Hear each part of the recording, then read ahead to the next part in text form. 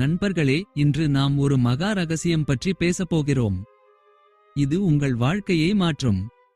பிரபஞ்சம் என்பது வெறும் வெற்றிடம் அல்ல, அது ஒரு ஆற்றல் கடல், ஒரு முடிவில்லாத ஆற்றல் கடல். அதிலிருந்து செல்வத்தை எப்படி பெறுவது, அதைத்தான் இன்று நாம் பார்க்கப் போகிறோம். இந்த வீடியோவை முழுமையாக கேளுங்கள், உங்கள் மனத்தடைகள் உடையும், பிரபஞ்சத்தின் கதவுகள் திறக்கும். முதலில் ஒன்று புரிந்து கொள்ளுங்கள், இந்த உலகில் எல்லாம் ஆற்றலால் ஆனவை. நீங்கள் பார்க்கும் பொருட்கள், உங்கள் உடல், ஏன் உங்கள் எண்ணங்கள் கூட ஆற்றல்தான். அறிவியலின்படி இங்கே எதுவும் நிலையானது இல்லை, எல்லாம் அதிர்ந்து கொண்டே இருக்கின்றன. பணமும் ஒரு வகை ஆற்றல்தான்.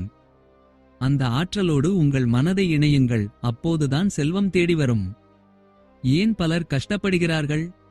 உழைப்பு மட்டுமே பணத்தை தருமா? உடல் உழைப்பு அதிகம் போடும் தொழிலாளர்கள்தான் மிகப்பெரிய செல்வந்தர்களாக இருக்க வேண்டும். ஆனால் அது நடப்பதில்லை. ஏன்? ஏனென்றால் செல்வம் என்பது மனநிலை. உங்கள் ஆழ்மனதில் என்ன நினைக்கிறீர்கள், அதுதான் உங்கள் நிலையை தீர்மானிக்கிறது. சிறுவயது முதல் நமக்குள் ஒரு விதை விழுந்திருக்கும், பணம் தீமையானது, பணம் கையில் தங்காது, நாம் ஏழையாக பிறந்தவர்கள். இவைதான் உங்கள் மனத்தடைகள். உங்கள் ஆழ்மனம் ஒரு விளைநிலம், அதில் எதை விதைக்கிறீர்களோ அதுதான் முளைக்கும். பணத்தை பார்த்து பயப்படாதீர்கள், பொறாமைப்படாதீர்கள், அப்படிச் செய்தால் பிரபஞ்சம் பணத்தை தராது. உங்கள் எண்ணங்களை கவனியுங்கள். ஒரு விலையுயர்ந்த பொருளை பார்க்கிறீர்கள், உடனே இது என்னால் வாங்க முடியாது என்று சொல்லாதீர்கள். இதற்கான வழியை பிரபஞ்சம் காட்டும் என்று சொல்லுங்கள், உங்கள் வார்த்தைக்கு சக்தி உண்டு. நான் ஏழை என்று சொல்லாதீர்கள், அப்படி சொன்னால் வறுமையை உறுதி செய்கிறீர்கள். அதற்கு பதிலாக நான் செல்வச் செழிப்பிற்கு பிறந்தவன் என்று சொல்லுங்கள். செல்வத்தை ஈர்க்க ஒரு வழி உண்டு, அதுதான் நன்றி உணர்வு. உங்களிடம் இப்போது எவ்வளவு பணம் இருந்தாலும் அதற்காக நன்றி சொல்லுங்கள். நன்றியை நீங்கள் கொடுக்கும்போது பிரபஞ்சம் பல மடங்கு திருப்பித் தரும். இல்லாததை நினைத்து வருத்தப்படாதீர்கள், அது எதிர்மறை அதிர்வு, அது செல்வத்தை தள்ளி வைக்கும். காலையில் எழுந்தவுடன் நன்றி சொல்லுங்கள், இது ஒரு பழக்கமாக மாறட்டும். அடுத்தது காட்சிப்படுத்துதல். உங்கள் மனதிற்கு ஒரு ரகசியம் உண்டு.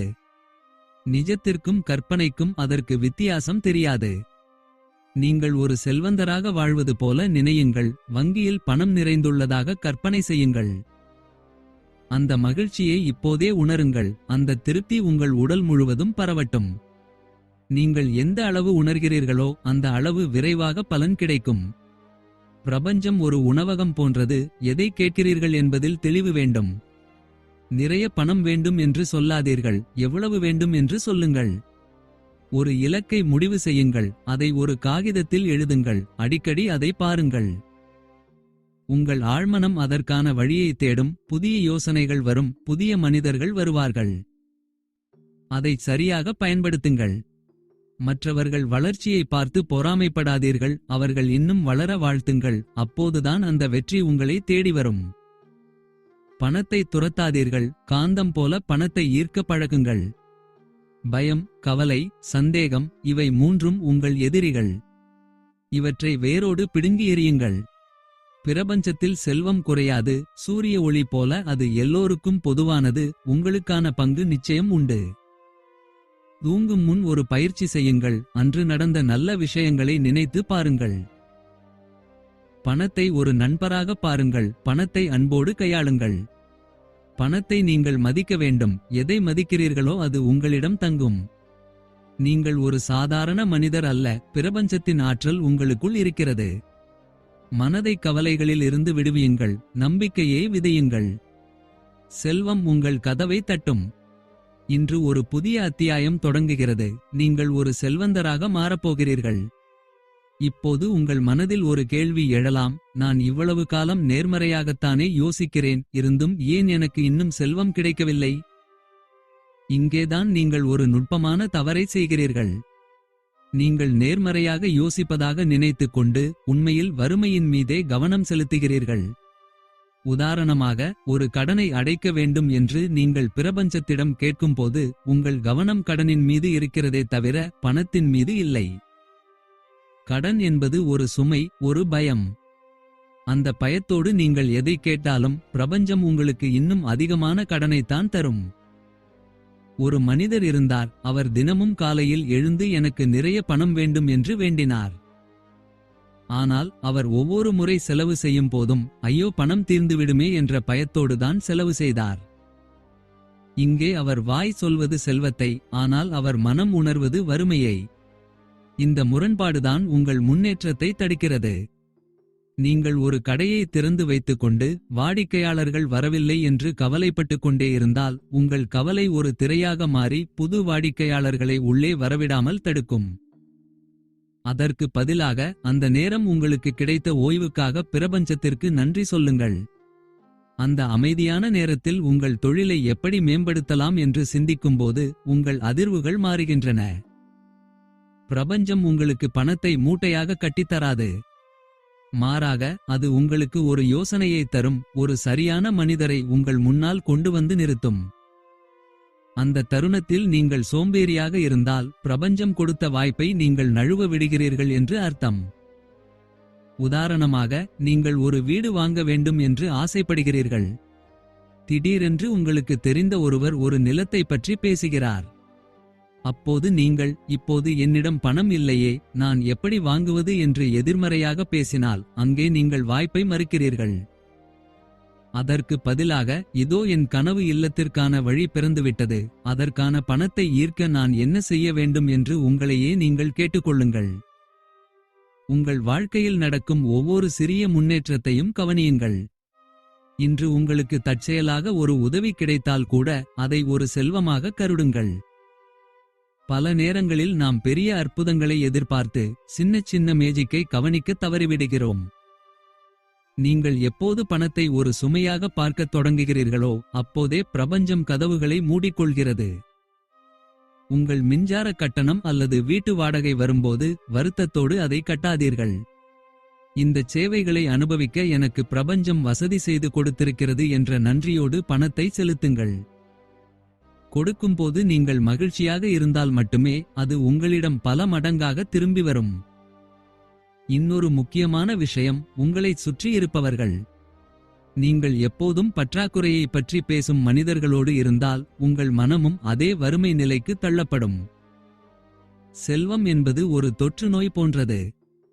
செழிப்பை பற்றி பேசுபவர்களோடும் உயர்ந்த லட்சியம் கொண்டவர்களோடும் உங்கள் நேரத்தை செலவிடுங்கள். அவர்களது ஆற்றல் உங்கள் மனத்தடைகளை உடைக்க உதவும். இப்போது உங்கள் ஆழ்மனதிற்கு ஒரு கட்டளை கொடுங்கள். என் வாழ்க்கையில் இருக்கும் அனைத்து பணத்தடைகளும் இப்போது விலகுகின்றன. நான் ஒரு செழிப்பான வாழ்க்கைக்கு தகுதியானவன். என்னை தேடி வரும் ஒவ்வொரு வாய்ப்பையும் நான் சரியாக பயன்படுத்துவேன். நினைவில் கொள்ளுங்கள், பிரபஞ்சம் ஒருபோதும் பாரபட்சம் பார்ப்பதில்லை. அது ஒரு கண்ணாடி போன்றது. நீங்கள் எதை காட்டுகிறீர்களோ அதையே அது பிரதிபலிக்கும். இன்று முதல் உங்கள் பிரதிபலிப்பை மாற்றிக்கொள்ளுங்கள். உங்கள் உலகம் தானாகவே மாறும். இங்கே நீங்கள் செய்யும் மற்றுமொரு தவறு மற்றவர்களின் வளர்ச்சியை பார்த்து உங்களை நீங்களே தாழ்த்திக் கொள்வது. அவர் எப்படி இவ்வளவு சீக்கிரம் முன்னேறினார், எனக்கு மட்டும் ஏன் இன்னும் கிடைக்கவில்லை என்ற ஒப்பீடு வரும்போது உங்கள் உள்ளே ஒரு எதிர்மறை வேர் முளைக்கிறது. அந்த வேர் உங்கள் செழிப்பை தடுத்துவிடும். அவருக்கு கிடைத்திருக்கிறது என்றால் அந்த பாதை இப்போது உங்களுக்கும் திறந்திருக்கிறது என்று அர்த்தம். அதை ஒரு நம்பிக்கையாக எடுத்துக்கொள்ளுங்கள். கைக்கு வரும் பணம் வந்த வேகத்திலேயே மறைந்து போகிறதே என்று வருத்தப்படுகிறார்கள். இதற்கு மிக முக்கியமான காரணம் உங்கள் ஆழ்மனதில் பணத்தின் மீது உங்களுக்கு இருக்கும் பயம். பணம் வந்துவிட்டால் அது தீர்ந்துவிடுமோ என்ற கவலை உண்மையில் பணத்தை உங்களிடமிருந்து விரட்டுகிறது.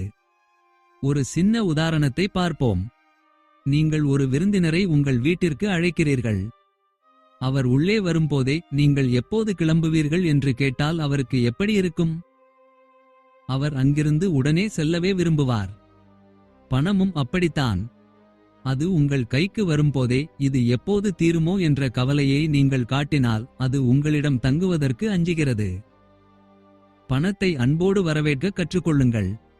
ஒவ்வொரு முறை நீங்கள் பணத்தை செலவு செய்யும் போதும் ஒரு மந்திரத்தை உங்கள் மனதிற்குள் சொல்லுங்கள். அது என்னவென்றால், நான் செலவு செய்யும் இந்த பணம் இந்த சமூகத்திற்கு பயனுள்ளதாக அமையட்டும், மேலும் இது பல மடங்காக பெருகி என்னிடமே மீண்டும் வரட்டும். இந்த ஒரு எண்ணம் உங்கள் செலவை ஒரு இழப்பாக பார்க்காமல் ஒரு முதலீடாக மாற்றுகிறது. இழப்பு என்ற எண்ணம் இருக்கும் இடத்தில் வறுமை இருக்கும். முதலீடு என்ற எண்ணம் இருக்கும் இடத்தில் செல்வம் பெருகும். அடுத்ததாக, உங்கள் வீட்டில் நீங்கள் பணத்தை வைக்கும் இடத்தை ஒரு புனிதமான இடமாக பாருங்கள். அது பீரோவாக இருந்தாலும் சரி, உங்கள் பணப்பையாக இருந்தாலும் சரி, அதை எப்போதும் சுத்தமாகவும் நேர்த்தியாகவும் வைத்திருங்கள். தேவையில்லாத காகிதங்கள், பழைய ரசீதுகள் போன்றவற்றை உங்கள் பணப்பையில் திணிக்காதீர்கள். குப்பைகள் இருக்கும் இடத்தில் ஆற்றல் தேங்கிவிடும். பணத்திற்கு என்று ஒரு மரியாதைக்குரிய இடத்தை உங்கள் வாழ்வில் கொடுங்கள். தூங்குவதற்கு முந்தைய 10 நிமிடங்கள், இதுதான் உங்கள் ஆழ்மனதோடு நீங்கள் பேசும் மிகச்சிறந்த நேரம். தூங்கப் போகும் முன் அன்றைய நாளில் நடந்த கவலைகளைப் பற்றி சிந்திக்காதீர்கள். மாறாக, உங்கள் கனவு வாழ்க்கை ஏற்கனவே நிறைவேறிவிட்டதாக நினைத்து அந்த திருப்தியில் உறங்குங்கள்.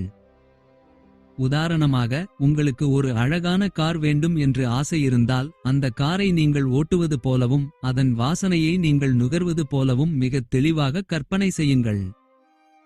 அந்த உணர்வோடு நீங்கள் தூங்கும்போது உங்கள் ஆழ்மனம் இரவு முழுவதும் பிரபஞ்சத்தோடு தொடர்பு கொண்டு அதற்கான வழிகளை உருவாக்கத் தொடங்கும். இங்கே சிலருக்கு ஒரு சந்தேகம் வரும். நான் கற்பனை செய்தால் மட்டும் போதுமா? செயல் வேண்டாமா? நிச்சயமாக செயல் வேண்டும். ஆனால் பயத்தோடு செய்யும் செயலை விட நம்பிக்கையோடு செய்யும் செயல் 1000 மடங்கு வேகமான பலனை தரும். நீங்கள் ஒரு விதையை நிலத்தில் ஊன்றுகிறீர்கள் என்று வைத்துக்கொள்வோம். ஒவ்வொரு அரை மணி நேரத்திற்கும் மண்ணை தோண்டி விதை முளைத்து விட்டதா என்று பார்த்தால் அந்த விதை வளருமா? நிச்சயமாக வளராது. அதுபோலத்தான் பிரபஞ்சத்திடம் உங்கள் விருப்பத்தை சொன்ன பிறகு அது எப்போது நடக்கும், ஏன் இன்னும் நடக்கவில்லை என்று சந்தேகம் கொள்ளாதீர்கள். அந்த சந்தேகம் உங்கள் நம்பிக்கையை அழித்துவிடும். விதை முளைக்கும் என்ற அசைக்க முடியாத நம்பிக்கையோடு உங்கள் வேலையை செய்யுங்கள். வாழ்க்கையில் ஒரு பெரிய உண்மையை புரிந்து கொள்ளுங்கள். இந்த உலகம் உங்களுக்கு எதை தர வேண்டும் என்று முடிவு செய்வதில்லை. நீங்கள் எதை வாங்க தயாராக இருக்கிறீர்கள் என்பதை பொறுத்தே உங்களுக்கு அனைத்தும் கிடைக்கிறது. உங்கள் தகுதியை நீங்களே குறைத்து மதிப்பிடாதீர்கள். ஒரு காலத்தில் சாதாரண நிலையில் இருந்த பலர் இன்று மிகப்பெரிய செல்வந்தர்களாக இருப்பதற்கு ஒரே ஒரு காரணம்தான் இருக்கிறது. அவர்கள் தங்களைச் சுற்றியிருந்த வறுமையை நம்பவில்லை. தங்களுக்குள் இருந்த எல்லையற்ற ஆற்றலை நம்பினார்கள். பிரபஞ்சம் அவர்களுக்கு வழிகாட்டியது. நீங்களும் இன்று ஒரு சபதம் எடுங்கள். இன்று முதல் நான் பற்றாக்குறையை பற்றி பேச மாட்டேன். என்னிடம் இருக்கும் செல்வத்தை எண்ணி பெருமிதம் கொள்வேன். பிறருடைய செழிப்பைக் கண்டு மகிழ்வேன். நினைவில் கொள்ளுங்கள், உங்கள் மனம் ஒரு வானொலி பெட்டி போன்றது. நீங்கள் எந்த அலைவரிசையில் வைக்கிறீர்களோ அந்த பாடல்தான் கேட்கும். வறுமை என்ற அலைவரிசையில் இருந்தால் கவலைதான் மிஞ்சும். செல்வம் என்ற அலைவரிசைக்கு உங்கள் எண்ணத்தை மாற்றுங்கள். பிரபஞ்சத்தின் சங்கீதம் உங்கள் காதுகளில் கேட்கத் தொடங்கும். உங்களால் முடியும். நீங்கள் ஒரு வெற்றியாளராக பிறந்தவர். பிரபஞ்சத்தின் ஆசீர்வாதம் எப்போதும் உங்கள் மீது இருக்கிறது. உங்கள் எண்ணங்களை சீரமைத்து இந்த வினாடியே உங்கள் புதிய வாழ்க்கையை தொடங்குங்கள்.